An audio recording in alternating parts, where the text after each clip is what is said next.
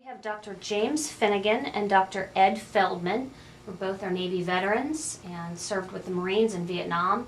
And in particular, they served during the bloody Battle of Khe Sanh in early 1968.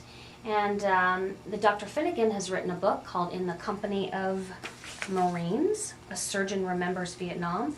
And we wanted to ask him a little bit about his book and his reasons for going to Vietnam and some of his experiences during the Battle of Khe Sanh and Dr. Feldman's experiences, and obviously it has led to a lifelong friendship. So let me start with you, Dr. Finnegan. Tell me a little bit about your father and the influence he had on your decision to give up your draft deferment and volunteer for Vietnam. Well, as you know, that's actually the lead of the book, because so many people over the years have said to me, you know, why did you go there? Why did you do that? And they were quite surprised to find out that I had volunteered, because it was, as you know, a very unpopular war, and back then no one could ever understand why anyone would volunteer. So I got to, in the habit of explaining to people that my father's legacy was largely responsible for my decision. In short, he never graduated from high school. Worked at a dozen different jobs all his life, but always worked. And when the war came, the Second World War, he was a steel worker. And he got back then what I believe they called a critical defense status. And to try as he may in various recruiting offices to get into the military, they always caught him and sent him back to the mill. So the war ended with him, you know, building tanks and howitzers and so forth, but never having served a day.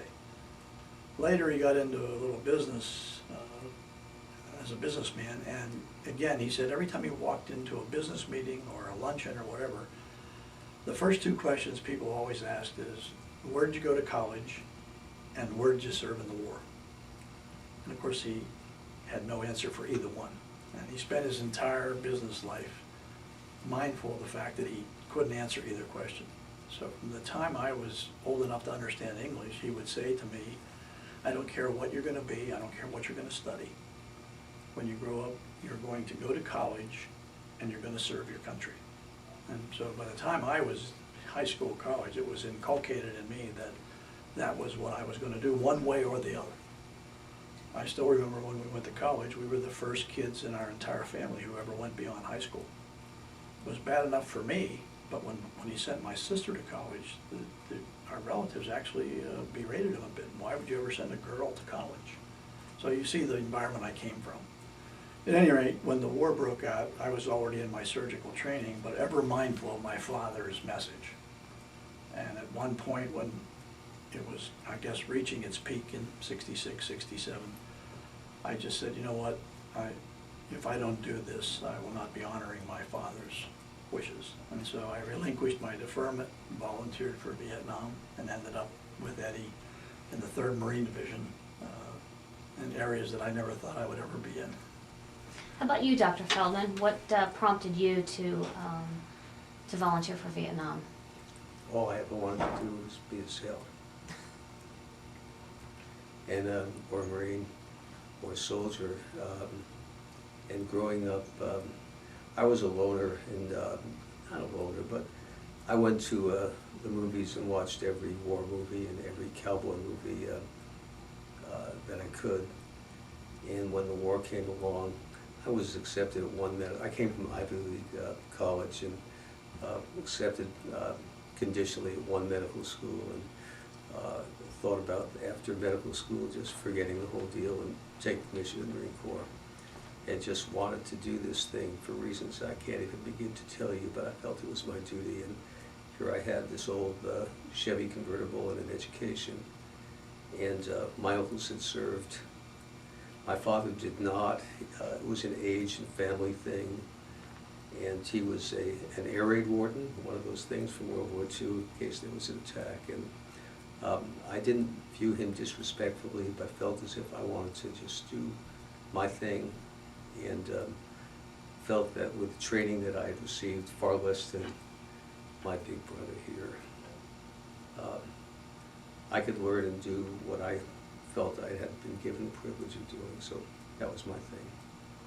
So the two of you were 2 out of 4 doctors and 26 corpsmen who were responsible for treating more than 2,500 Marines during the 3-month siege that was the Battle of Quai San. That's correct. That's In the company of Marines who stood with us and were stretcher bearers and casualty reporters and helped in our defense should it come to pass that we needed to protect ourselves. I don't think anybody anticipated this whole concept of the Tet Offensive and the Siege of Quai San. It was one of those things that kind of gradually built up over time without anyone ever really saying, you know, look out, this big thing's going to happen. So we were with the 3rd Marine Division, which of course took care of the I Corps area, which was the whole stretch of Vietnam just below the DMZ. And as these things heated up from different locations, Ed, Dr. McGilligan, who God rest him, Joe Wolf, our other doctor, we all sort of, if you were, pulled in from different areas to make this team in Quai San. And that's actually where we met. We didn't know each other before that. And then a contingent of corpsmen. Even as we began there, I don't think any of us imagined that 3 months later we would have said, you know, we just treated 2,500 Marine casualties. I think the more interesting thing about it, and I get asked this all the time, is did you have what you needed to care for them? Did you ever, did anyone ever die because you couldn't treat them? And I still think when I answer that question that I strain people's credibility, but I think we've talked about this many times. In spite of the adverse tactical situation, and at times it was extremely adverse with thousands of rounds of incoming and so forth, we never wanted for anything. An aside goes to the helicopter pilots, all of whom I think should have the Medal of Honor, because all we had to do is pick up the phone and call back to the headquarters of the 3rd Marine Division, and whatever we wanted would be flown in under whatever circumstances there were. So we had blood and equipment and supplies and so forth. And we had circumstances when we had to operate under very difficult, primitive circumstances because the tactical situation was such that we couldn't move the guy. But even then, on a makeshift table with makeshift lights and the supplies that came in, we did it.